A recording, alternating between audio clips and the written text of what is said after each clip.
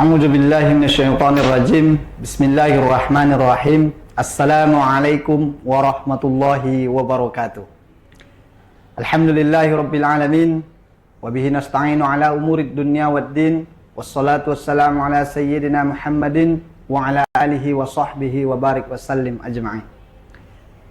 Pemirsa sahabat TVNU Kota Medan dimanapun berada yang kami banggakan, alhamdulillah, mari kita panjatkan kepada Allah Subhanahu wa taala pada hari ini, di sore hari yang berbahagia ini, kita masih dapat bertatap muka walau dalam dunia maya. Dalam program yang sama, saluran yang sama, dengan narasumber yang tentunya berbeda. Juga sebagai umat Rasulullah, mari senantiasa kita perbanyak sholawat dan salam. Kita perbaiki kualitas penyampaiannya, dan kita mohonkan syafaatnya daripada baginda Rasul. Semoga kita ini adalah umatnya yang mendapatkan syafaat di yaumil akhir kelak. Amin ya rabbal alamin. Para pemirsa sahabat TVNU Kota Medan dimanapun berada, pada sore hari ini alhamdulillah kita akan membahas suatu tema yang bagi setiap individu kaum muslimin dan muslimat, mukminin dan mukminat, memerlukan tema ini untuk dikaji dalam dirinya, yaitu puasa sebagai terapi nafs atau jiwa.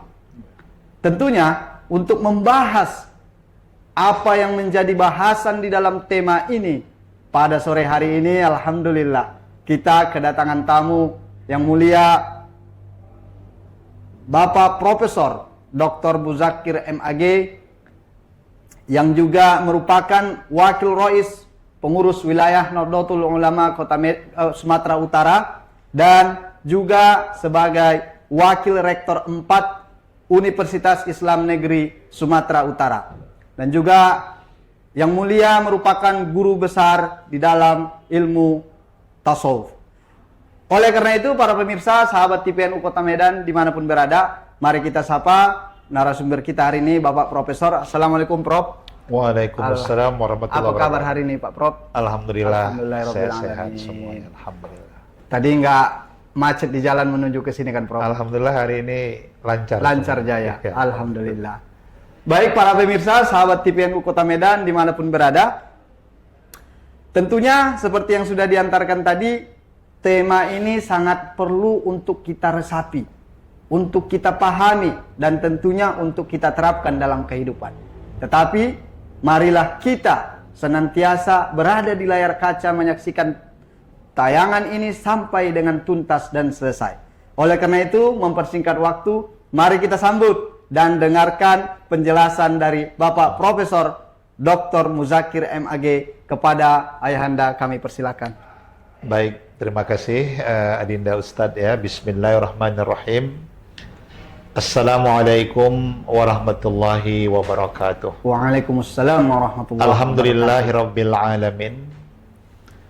Alladzi anzalal Qur'an hudal linnasi wa bayyinatin minal huda wal furqan. Wassalatu wassalamu ala sayyidil mursalin wa ala alihi wa sahbihi ajmain. Amma ba'du, qala Allah Ta'ala fil Qur'anil Karim, bismillahirrahmanirrahim. Wa nafsi wa ma sawwaha fa'alhamaha fujuraha wa taqwaha. Qad aflaha man zakkaha wa qad khaba man dassaha. Sadaqallahul azim. Ayat yang baru saya bacakan itu termaktub dalam surah Asy-Syams ayat 7 sampai dengan ayat 10. Ayat ini menjelaskan kepada kita betapa sesungguhnya di dalam jiwa manusia itu ada dua potensi. Ada fujuraha, ini potensi yang mendorong manusia itu berbuat kejahatan. Tetapi di sisi lain, Allah juga menciptakan ada potensi wattaqwaha, yang mendorong manusia itu berbuat ketakwaan, kebaikan, dan kesolehan. Maka beruntunglah orang-orang yang selalu mensucikan jiwanya. Dan alangkah sangat rugi dan malangnya orang-orang yang selalu mengotori jiwanya. Maha benar Allah dengan segala firman-Nya. Al-Quran Surah Asy-Syams ayat 7 sampai dengan ayat 10. Pemirsa, sahabat TVNU dimanapun berada, as-shaimin was-shaimat rahimakumullah. Alhamdulillah, tentunya kita sangat bersyukur kepada Allah Subhanahu wa taala bahwa kita adalah orang-orang yang masih diberi Allah kesempatan Alhamdulillah. bertemu dengan Ramadan di tahun ini, dan tentu ikhtiar kita adalah bagaimana Ramadan tahun ini adalah yang terbaik Amin ya dalam Allah. kehidupan kita.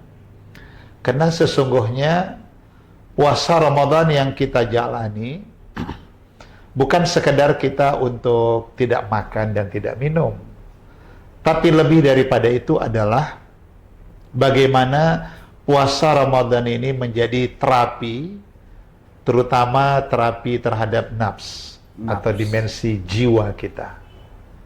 Nabi SAW pernah bersabda dalam satu riwayat, afdalul jihadi ayyujahadar rajulu nafsahu wa hawahu. Ini menarik sekali ini Adinda Ustadz, kalau kita pahami Siap, Prof. bahwa jihad ya, ini kalau dikatakan jihad itu yang kita bayangkan itu perang ya, dengan senjata menghadapi musuh yang nyata, itu yang selalu kita bayangkan. Tapi ternyata Nabi sebutkan bahwa Ramadan ini juga merupakan syahrul jihad, bulan perang. Sampai dikatakan afdalul jihadi, perang yang paling berat sesungguhnya ayyujahadar rajulu nafsahu wa hawahu. Bahwa seseorang itu dia mampu memerangi yang musuhnya itu ada di dalam dirinya sendiri. Di dalam dirinya itu. Iya. Kalau musuh itu di luar dan musuhnya bisa kelihatan, barangkali kita punya strategi khusus menghadapinya. Tapi masalahnya adalah musuh itu di dalam diri kita. Dan itu yang dikatakan dalam riwayat tersebut, ayyujahadar rajulu nafsahu, bahwa dia harus memerangi ya, atau memberikan terapi lah terhadap jiwanya, nafsnya, wahawahu, dan berbagai keinginannya yang tiada batas. Jadi kalau digabungkan, musuh manusia yang paling berat itu adalah hawa nafsu, yang memiliki keinginan yang cenderung kepada sesuatu yang bersifat hedonisme, kenikmatan ragawi, bahkan kadang-kadang membuat manusia gelap mata, gelap hati. Demi kenikmatan ragawi mereka melakukan segala cara, bahkan menempuh cara-cara yang batil. Nah, maka dengan puasa Ramadan yang kita jalani 1 bulan ini, insya Allah ini harus kita jadikan sebagai medan jihad, ya, medan perang, dan kita berusaha bagaimana mampu kembali menata hati, memperbaiki diri untuk menggapai ilahi. Nah, ini sebenarnya sebuah perjuangan panjang yang tidak mudah, yang harus selalu kita lakukan dengan mujahadah, kesungguhan, penuh harapan, perlu pengorbanan, yang semua itu harus didasari dengan keikhlasan kita semata-mata karena Allah Subhanahu wa taala. Subhanahu wa ta'ala. Sahabat pemirsa TV NU Medan, as-shaimin was-shaimat dimanapun berada, yang kami banggakan dan kami sayangi, hakikatnya manusia itu kan ada 3 dimensi pada diri kita. 3 dimensi, Prof. Iya, ada namanya dimensi jasmani. Inilah tubuh kita, yang tubuh ini paradigmanya adalah paradigma materialistik. Yang namanya tubuh itu dia semuanya bersifat materialistik.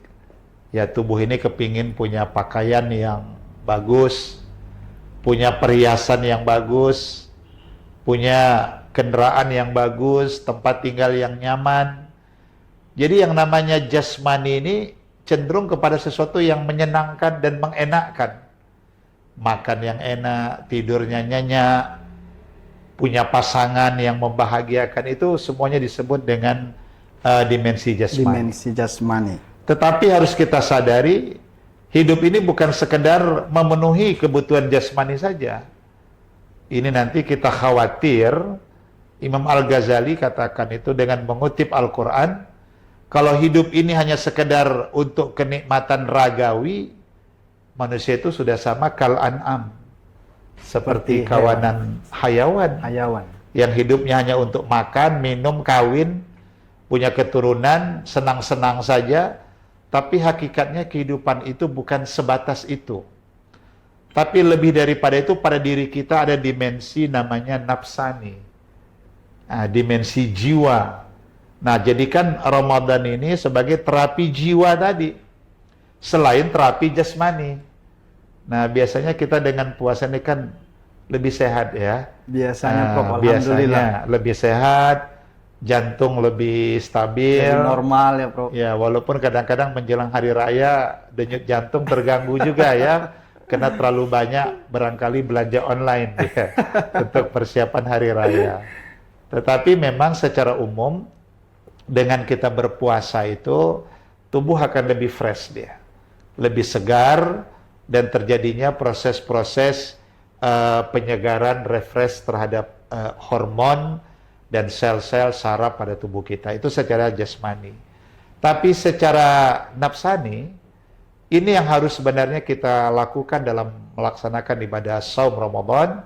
Bagaimana kita yang berpuasa ini, kita mampu mendidik, memerangi, mengendalikan dimensi nafsani, jiwa.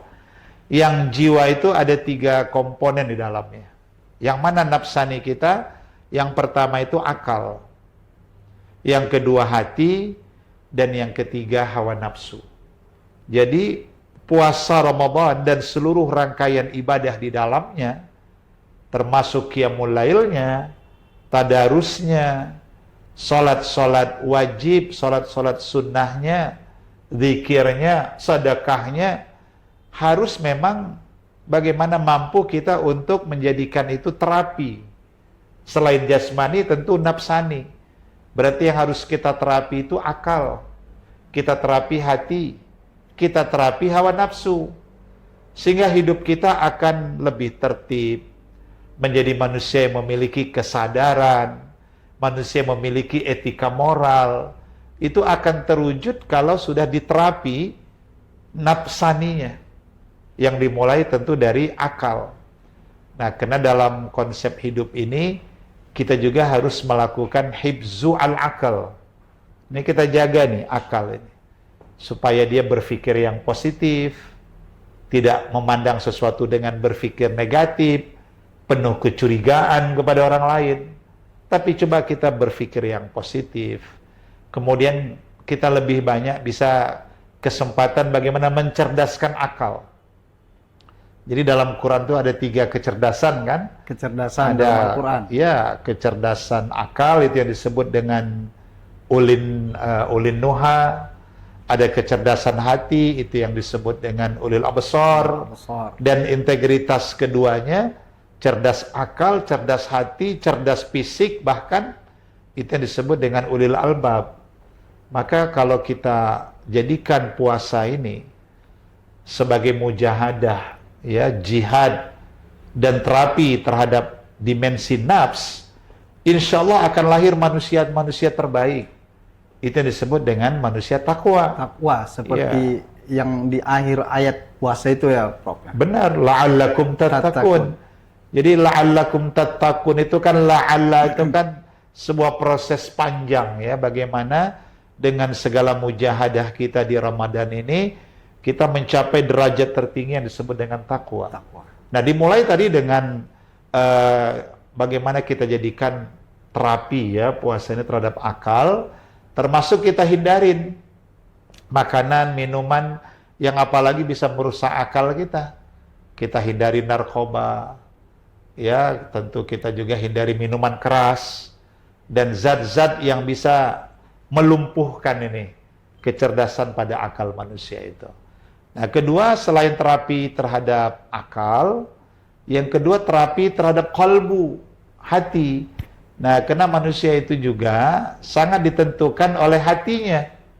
Karena satu hadis Nabi mengatakan, Inna fil jasadi mudghah. Dalam hati manusia itu ada segumpal daging. Kalau dia baik, baiklah manusia itu lahir batinnya. Tapi kalau dia rusak, rusaklah manusia itu lahir batinnya. Ala wahyal qalb. Segumpal daging itu adalah qalbu, jantung. Nah, yang letaknya 2 jari di bawah susu kiri, yang berdetak. Itulah qalbu, yang sering disebut orang juga dengan jantung. Ini kalau dia berhenti jantung ini, tamatlah kehidupan ini. Berdiri bendera STN. Tahlil kita 3 malam. Takziah. Nah, jadi jadikan puasa itu terapi hati.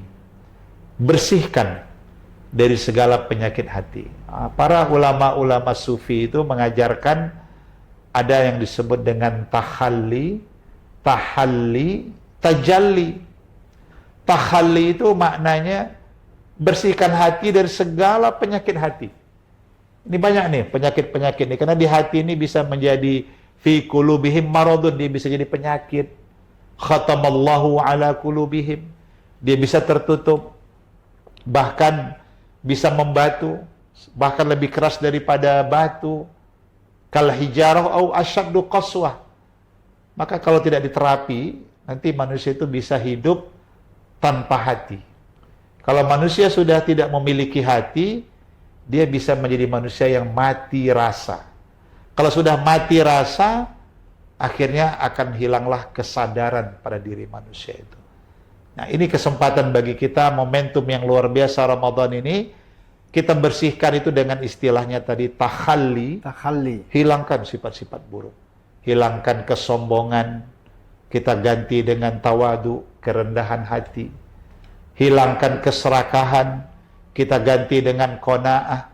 Selalulah bersyukur dengan apa yang ada, sehingga tidak memaksa-maksa diri, mengada-adakan yang tiada. Dan nanti kita bisa stres, akibat apa? Memaksa diri. Qanaah, syukuri dengan apa yang ada. Jangan kita serakah. Karena memang bakat serakah itu ada pada setiap manusia. Sampai Nabi pernah katakan, bakat yang tertanam, potensi ada. yang tertanam dalam setiap manusia, Ada. Prof, ya. Itu dikatakan Nabi, kalau manusia itu punya 1 lembah emas, bukan 1 lemari lagi, 1 lembah. 1 lembah emas, dia pasti cari mana lembah yang kedua. Sudah ketemu, nyari lagi, nggak selesai. Alhaakumut takatsur hatta zurtumul maqabir. Maka kenikmatan dunia ini, hati-hati. Ini harus dijaga hati kita. Sehingga kita tidak menjadi orang yang diperhamba oleh dunia ini. Maka para ulama tasawuf itu mengajarkan, jadikan dunia itu di genggaman tanganmu. Jangan jadikan dunia di hatimu. Karena kalau dunia di genggaman tangan, kita kendalikan dunia. Kapan-kapan pun bisa kita lemparkan dia. Tapi kalau sudah dunia ada di hati, ini kita akan dikuasai oleh dunia itu.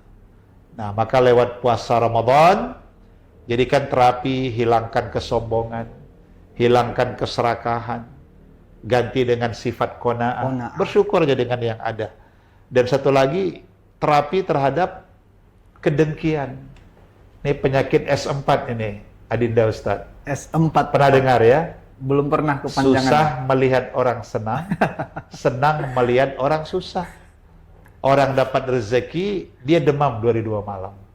Orang mendapat nikmat, dia nggak bisa tidur. Na'udzubillah min Nah, itu dzalika, harus Allah. diterapi. Itu dengki namanya. Itu dengki, Tapi 4S kalau tadi. iya, kalau iri hati bagus. Kalau dengki itu mau mencelakakan orang.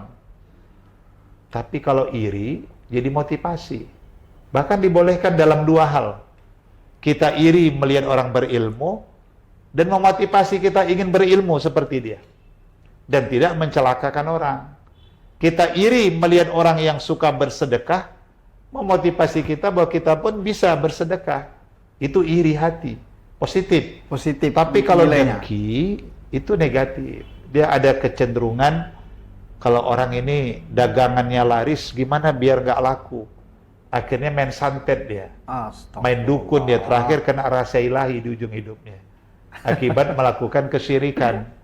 Nah, jadi puasa ini memang luar biasa. Luar biasa. Jadi bukan sekedar tidak makan, tidak minum, itu tidak terlalu sulit. Tapi bagaimana dia menembus batas?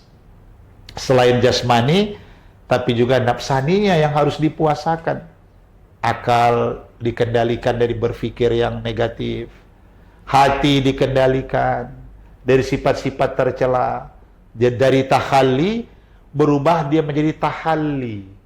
Hiasilah dengan sifat-sifat mulia. Sifat pelit ganti dong dengan sifat dermawan. Sifat dengki gantilah, bagaimana kita juga senang melihat orang senang, susahlah kalau melihat orang susah. Itu tahalli. Jadi tahalli, singkirkan yang negatif, ganti dengan yang positif. Yang positif. Tahalli. Kalau itu dilakukan, maka akan terjadilah tajalli. Terbukalah tirai-tirai kegaiban. Akan tercerahkan akal kita, tercerahkan hati kita, dan lebih terkendali hawa nafsu kita. Itu namanya sudah tajalli. Terbuka yang gaib, sehingga yang nampak itu yang benar. Sudah terlihat mana yang benar, mana yang batil. Yang benar akan kita lakukan, yang batil akan disingkirkan. Kalau sudah sampai kepada tingkat tajalli. Tazalli tadi. Nah, tajalli itu akan terwujud kalau lewat proses tahalli dan tahalli. Ini hebat nih terapi puasa Ramadan ini. Jadi sudah dilakukan terapi akal, terapi hati, baru yang terakhir, yang ketiga, terapi hawa nafsu. Sebab di dalam Quran itu surah Al-Jasiyah 23 Allah mengingatkan, afara'aita manittakhadha ilahahu hawahu. Pernahkah engkau lihat bahwa ada manusia itu yang menjadikan hawa nafsu menjadi Tuhannya? Dia diperhamba oleh hawa nafsu. Itu celaka. Diperhamba oleh harta, diperhamba oleh kekuasaan, diperhamba oleh popularitas, diperhamba oleh kekayaan. Hati-hati. Nauzubillah. Ya, kita tidak boleh diperhamba oleh dunia, tapi kita yang harus menghambakan diri kepada sang pemilik dunia, Allah Subhanahu wa Ta'ala. Maka hawa nafsu ini harus diterapi. Maka dengan berpuasa Ramadan di siang hari dan malamnya kita hidupkan dengan qiyamul lail, ini merupakan sebuah proses bagaimana hawa nafsu itu bukan dihilangkan, tidak mungkin, kita manusia, tapi dikendalikan, dijinakkan dia, supaya nggak liar dia. Kalau nggak, hawa nafsu ini cenderung kepada hal-hal yang membawa manusia kepada kejahatan. Sebagaimana dalam Quran itu 3 tingkatan misalnya. Yang pertama ada innan nafsa la ammaratum bisu. Ada hawa nafsu yang cenderung membawa orang kepada kejahatan aja.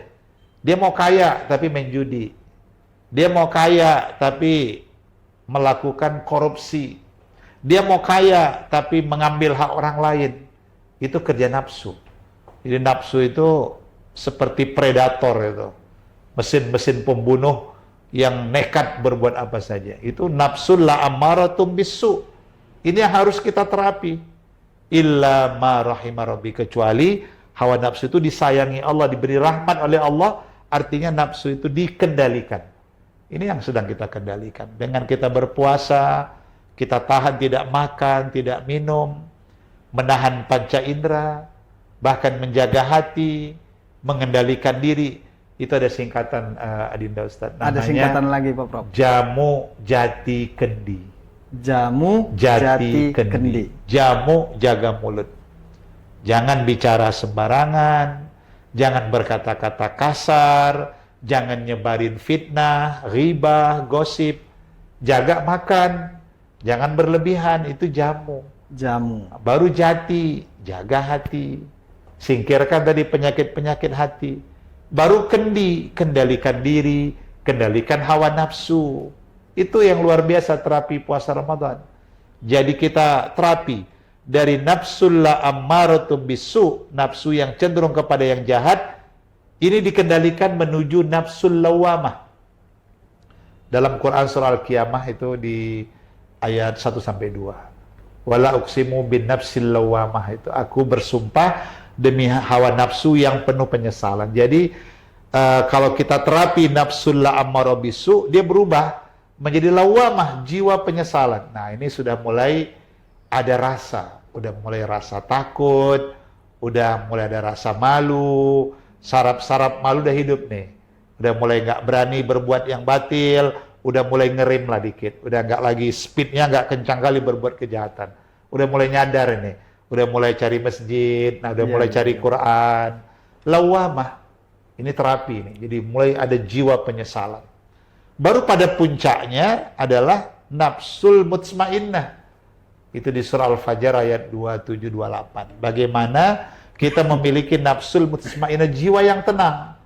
Artinya akal yang sudah terkendali, hati yang sudah bersih, hawa nafsu yang sudah bisa dijinakkan, maka berdampak muncullah namanya nafsul mutmainnah. Jiwa yang tenang. Bagaimana tidak tenang? Karena dia sudah tidak lagi melakukan kebatilan, tidak berbuat kezaliman. Karena selagi manusia itu berbuat kezaliman, dia berbuat kebatilan, manusia itu banyak buat dosa, menzalimi orang, dipastikan hidupnya tidak akan tenang. Dosa itu akan mengganggu jiwanya, mengganggu sarafnya, ganggu pikirannya, mengganggu hatinya. Walaupun nampaknya dia tenang-tenang saja, tapi sebenarnya di dalam itu telah terjadi disharmonisasi internal. Dia terganggu, dia tidak nyaman. Nah, maka seluruh pemirsa, sahabat TV NU Medan, as-shaimin was-shaimat dimanapun berada, pada akhirnya mari dengan azam yang kuat tentunya, dengan niat yang kuat, jadikanlah seluruh ibadah Ramadan yang kita jalani ini sebagai terapi terhadap nafs, jiwa kita, sehingga akan muncullah nanti nafsul mutmainnah, jiwa-jiwa yang tenang, qalbun salim, hati-hati yang bersih, dan pikiran-pikiran yang cerdas, ulil absar. Kemudian juga ada ulil nuha. Nah, ulil nuha akalnya cerdas, ulil absar itu hatinya cerdas, sudah bersih. Dan integritasnya lahirlah ulul albab, manusia yang cerdas paripurna. Nah, ini merupakan sebuah jihad panjang kita lewat rangkaian ibadah puasa Ramadan itu. Demikian ini Adinda Ustadz, pandangan yang dapat saya sampaikan. Alhamdulillah, subhanallah. Para pemirsa, sahabat TVNU Kota Medan dimanapun berada, telah kita dengarkan bersama apa yang menjadi paparan materi daripada tema yang kita angkat pada sore hari ini, yaitu tentang puasa sebagai terapi nafs atau jiwa. Tentunya apa yang menjadi inti dari penyampaian dari Bapak Profesor adalah intisari yang baik bagi kita untuk kita ambil dan kita amalkan dalam kehidupan. Berhubung karena keterbatasan waktu kita, maka mari kita dengarkan kata-kata penutup atau beberapa arahan penyampaian yang sekaligus menjadi penutup dalam tema ini kepada Bapak Profesor. Kami persilakan, Prof. Tafadhol. Ya, baik, terima kasih sahabat pemirsa TVNU Medan, as-shaimin was-shaimat dimanapun berada, yang disayangi dan dicintai Allah Subhanahu wa taala. Sebagai kesimpulan lah, iya, Prof, dan penutup pada kajian kita ini, bahwa sesungguhnya puasa Ramadan yang kita jalani ini merupakan madrasah. Dia bagaikan madrasah. Kita sedang memasuki sebuah lembaga pendidikan. Jadikan Ramadan ini pendidikan terhadap jasmani, pendidikan terhadap nafsani, yang meliputi akal, hati dan hawa nafsu, dan bahkan satu lagi pendidikan ruhani, sehingga terhubunglah antara ruhani kita dengan kehidupan akhirat, semakin menambah rasa ma'rifat dan mahabbah, cinta kita kepada Allah Subhanahu wa taala. Sehingga dengan demikian puasa Ramadan yang kita jalani ini, kalau kita lakukan seperti apa yang disampaikan, pada akhirnya dia akan melahirkan kita menjadi Idul Fitri. Kita kembali kepada fitrah sebagai manusia baru, dengan kehidupan yang baru, dengan lembaran-lembaran baru.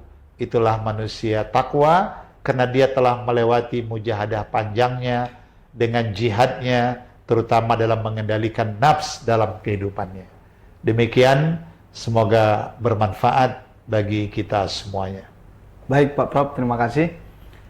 Alhamdulillah para pemirsa, sahabat TPNU Kota Medan dimanapun berada, telah sampailah kita di penghujung acara pada program Muzakarah Ramadan 1445 Hijriah untuk sesi hari ini. Tentunya kita telah mendengarkan tadi apa yang menjadi inti penyampaian. Semoga kita ini adalah hamba Allah yang mendapatkan petunjuk dan mendapatkan ridho untuk menjaga nafs atau jiwa kita terkendali baik dan juga selamat. Tentunya kita berharap semua para hadirin, para pemirsa sahabat TPNU Kota Medan dimanapun berada dapat mencapai predikat ulil albab dan hatinya mencapai predikat mutmainnah. Amin ya rabbal alamin. Tentunya kita ucapkan terima kasih sekali lagi kepada Ayahanda Profesor yang sudah bersedia dan berkenan untuk hadir di hadapan kita bersama memberikan ilmu yang bermanfaat bagi kita. Sungguh ini kehormatan bagi kami Prof. Amin, alhamdulillah. Didatangi oleh Prof memberikan ilmu wejangan bagi kita semua. Iya. Semoga Allah melimpahkan kesehatan, urusan yang lancar, Amin, amin. dan juga umur yang panjang kepada Bapak Prof dan keluarga. Amin ya rabbal alamin. Para pemirsa sahabat TPNU Kota Medan dimanapun berada, kami ucapkan sekali lagi kepada Bapak Profesor, kami ucapkan kepada para pemirsa atas kesetiaannya. Jangan lupa untuk terus menyaksikan tayangan-tayangan disajikan oleh TPNU Kota Medan. Atas segala kekurangan dan kesalahan seluruh tim yang bertugas, saya sebagai moderator Khairul Saleh Harap dengan ini memohon maaf, undur diri dari hadapan para pemirsa. Wallahul muwaffiq ila aqwamit thoriq. Assalamualaikum warahmatullahi wabarakatuh. Terima kasih banyak Pak Prof. Alhamdulillah.